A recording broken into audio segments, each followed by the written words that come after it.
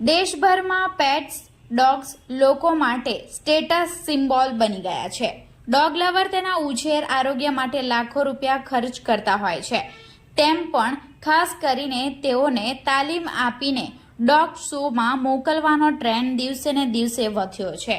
જેથી નવસારી શહેરમાં આજે આયોજિત ડોગ શોમાં ગુજરાત સહિત અન્ય રાજ્યમાંથી આશરે 100 થી વધુ ડોગ કાર્યક્રમમાં લાવવામાં આવ્યા હતા.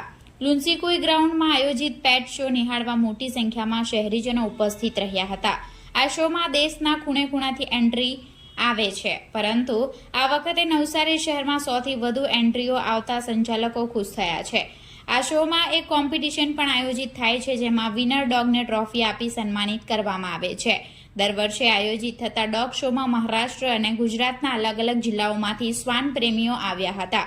દર વર્ષે મહારાષ્ટ્ર, મધ્યપ્રદેશ, રાજસ્થાન, ઉત્તર પ્રદેશ, ગોવા, દિલ્હીથી માલિકો તેના ડોગ્સને લઈને આવે છે, જેમાં German shepherd, cane corso, great Dane, સ્ક્વીઝ, pug, chow chow, doberman, Siberian husky, Pomeranian, French bulldog, beagle, English pointer વગેરે ડોગની પ્રજાતિઓનો સમાવેશ થાય છે.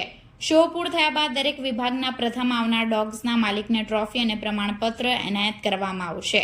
આ ડોગ શોમાં આવેલા વેટનરી ડોક્ટરોએ ડોગ્સની શારીરિક સંભાળ અને તેના ઉછેર માટે તેના માલિકને નિઃશુલ્ક માહિતી આપી હતી. સાથે જ તેને ગ્રૂમિંગ કઈ રીતે કરી શકાય તેની પણ માહિતી આપવામાં આવી હતી. આ dog show animal saving group trust દ્વારા યોજવામાં આવે છે, જેમાં છેલ્લા 10 વર્ષથી સફળતાપૂર્વક આ શોનું આયોજન કરવામાં આવી રહ્યું છે. હું Brijesh Sakhiwala, Navsari animal saving president. આપણી સંસ્થા એનિમલ સેવિંગ ગ્રુપ છેલ્લા 10 વર્ષથી ડોગ શોનું આયોજન કરી રહી છે. આજે 11મો ડોગ શો થઈ રહ્યો છે. તો સમગ્ર ભારત દેશમાંથી અમદાવાદ, પૂના, બરોડા, સુરત દરેક જગ્યાએથી જબરદસ્ત ડોગની એન્ટ્રી આવી રહી છે. લગભગ આજે આપણા એનિમલ સેવિંગ ગ્રુપમાં નવસારીમાં 100 થી વધારે ડોગ લવર્સ આવ્યા છે. તો એનિમલ સેવિંગ ગ્રુપ દરેક ડોગ લવર્સનું હાર્દિક સ્વાગત કરે છે. હેલો, ડૉક્ટર ધારા પંડ્યા. હું ફર્સ્ટ ટાઈમ અહીંયા નવસારી ડોગ શોમાં આવેલું છું.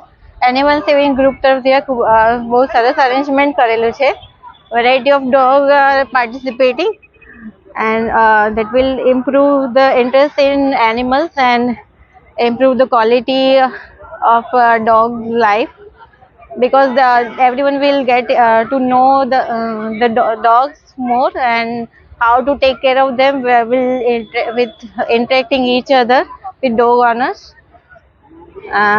It's very nice arrangement.